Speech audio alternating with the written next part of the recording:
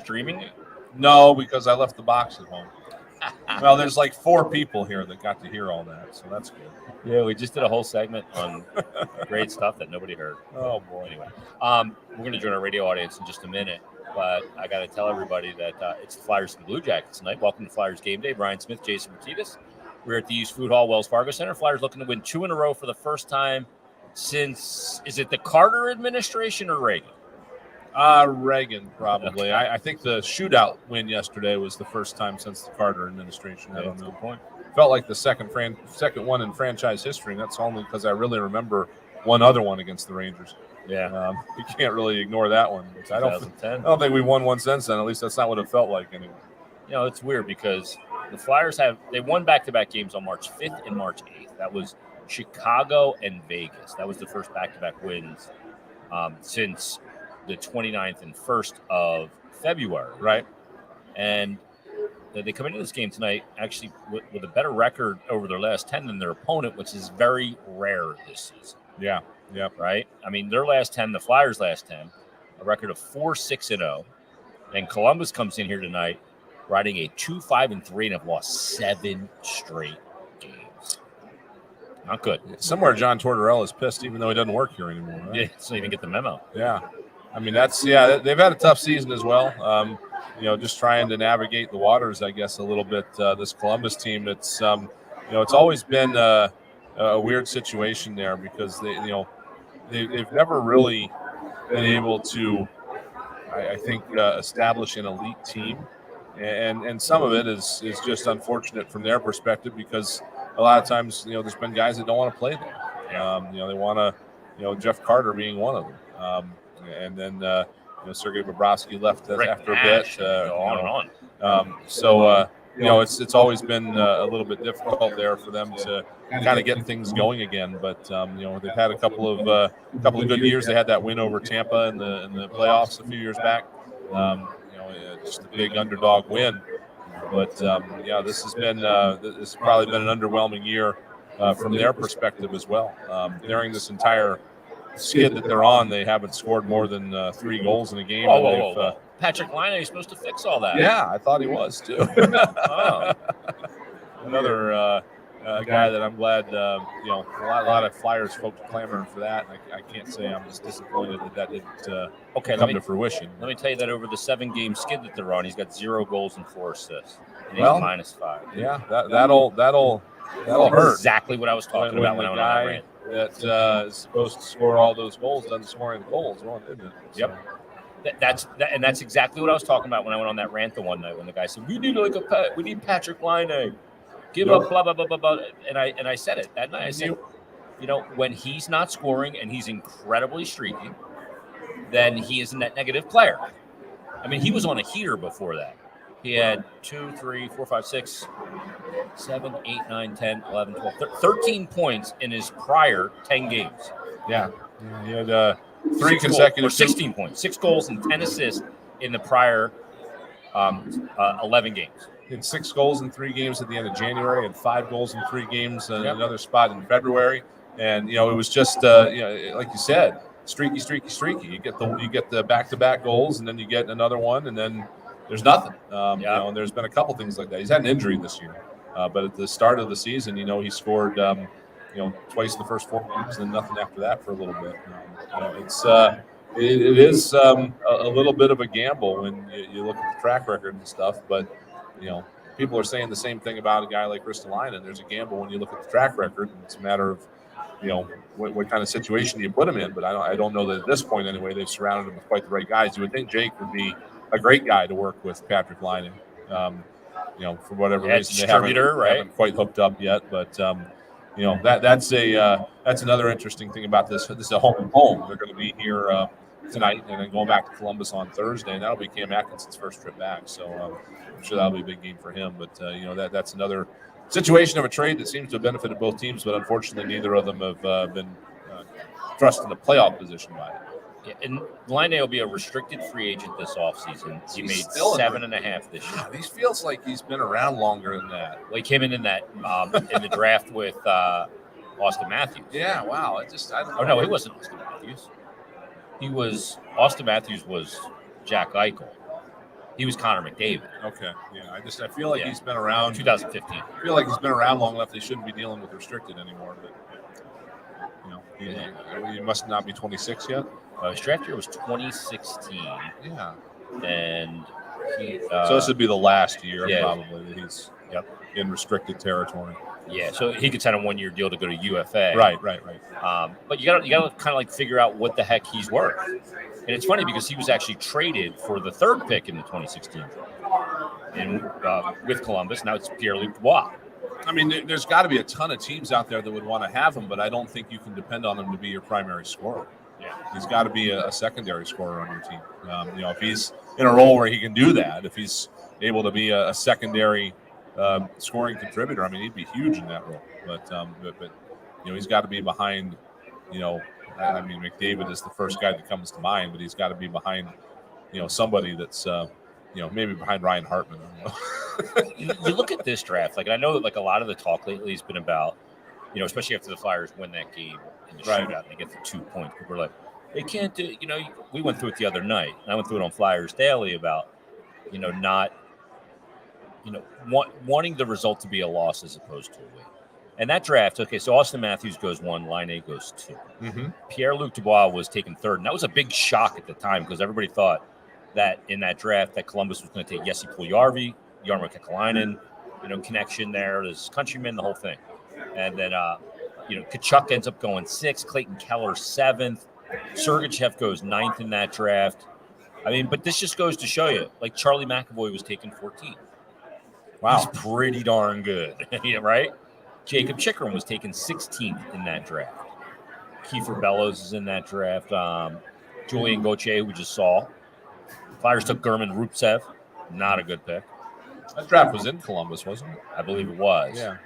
So Trent Frederick went in that first round as well. So, I mean, you look at it and you go, okay, look, if you're drafting in the top 6, yeah, it stands to reason that if you draft all the way at the top, you got a better chance. But you can get a Charlie McAvoy at 14. You can get good players at 6. Right. Or Cale Makar, who was taken at 5. Yeah, and I was just having Pedersen at 6. I was having this conversation with somebody today about how our draft is it's a lot more of a crapshoot than a lot of other sports. I mean, in the rare instance where you have a McDavid or a Matthews or somebody like that at the top, there is no guarantee, even in the top 5, 6, that you're going to get the best player out of the group in the highest pick. Yeah, you're probably going to get a good player. You probably won't get a guy that doesn't ever play in the NHL, but it's very, very possible that the guy that's picked 3rd doesn't end up as good as the guy that's picked 6th. Yeah. So I brought it up that it also depends on when you're not good. Right. Yeah. Like, I mean, you can end up and get, you can end up with the number 1 overall pick and get Connor McDavid or Sidney Crosby or Ovechkin or whoever. Or you can end up with Rick DiPietro, or you could end up with Eric Johnson, or you can end up with Nail Yakupov. Yeah. Yep. It just depends. It really does depend on when you draft and when you're bad. Right. Absolutely. Let's just show our radio audience here.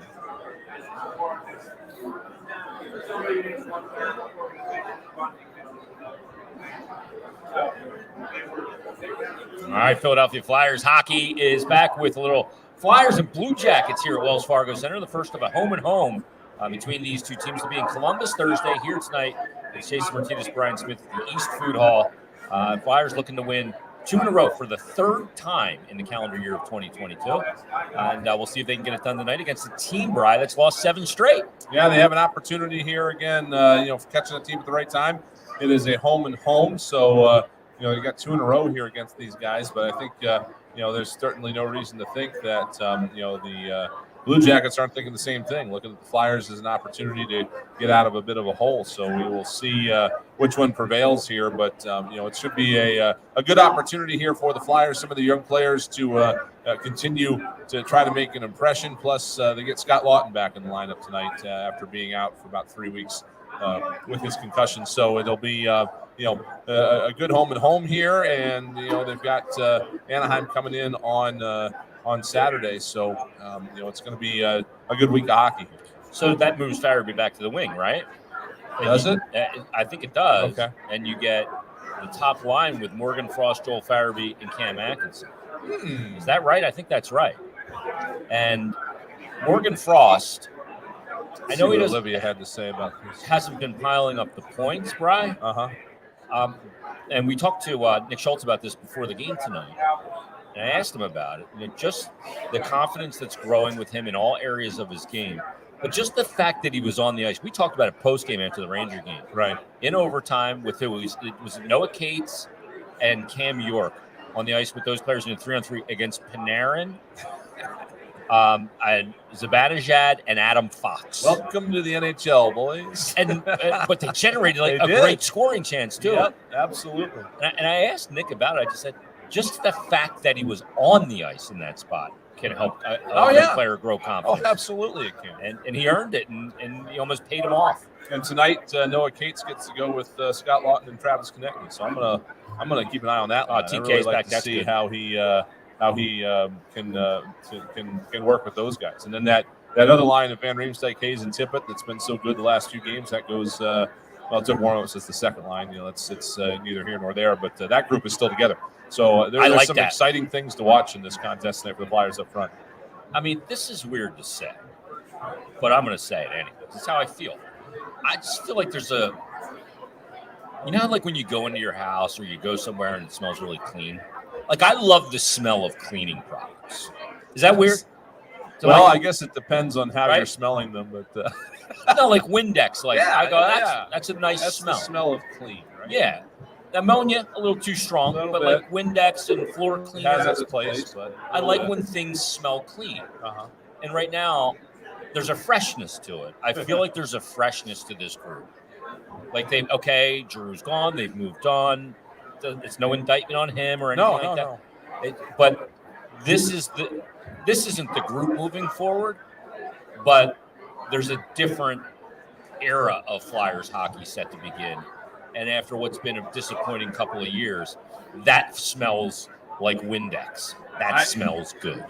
I don't Maybe know. mixed with a Yankee can. I don't know if anybody else will get this, but it's kind of like when you have you bought a really nice piece of furniture for your house at one point, and you put it in a room, and the room was centered around that piece of furniture. And then the way you used the room changed. The kids got older or whatever, and you started to rearrange the room. You got this really nice piece of furniture you don't want to get rid of, and it's still there, but it doesn't fit quite as well as it did when you got it. You know what I mean? Yeah. That's kind of what it felt like. I mean, it was Claude Giroux still has a ton of time left in him, but I think for the Flyers' current situation, they needed to take a step back, and that doesn't mean he's not going to come back someday. Yeah. But I think that's what needed to happen, and now that it has happened, this is the result you're seeing. You're seeing now you can take that room and you can set it up whatever way you want without that really nice piece of furniture in there that doesn't quite fit as well as it used to. I don't know. You went to the Raymore and Flanagan, and you found out there was 0% interest for 18 months, and you went nuts. Yeah. And you got all new furniture. Right. You ordered new rugs on credit.